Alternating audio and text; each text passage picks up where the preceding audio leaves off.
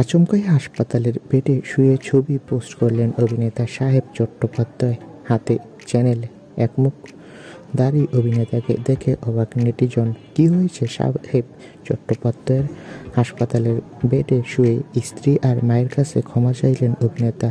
ছবি পোস্ট করে সাহেব লেখেন, হ্যালো প্রিয় বন্ধুরা, শুধু জানাচ্ছি যে শারীরিক সমস্যার কারণে আমি 25 ডিসেম্বর হাসপাতালে ভর্তি হয়েছি, যার ফলস্বরূপ 26 ও 28 ডিসেম্বর যথাক্রমে 2টি লাইভ পারফরমেন্স বাতিল করতে হয়েছে।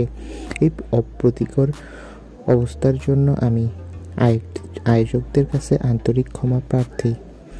আসলে অভিনেতার গলাতে ভীষণ সমস্যা আর জ্বর সাথে আসায় অভিনেতা দেরি করেনি, দ্রুত হসপিটালে ভর্তি হন।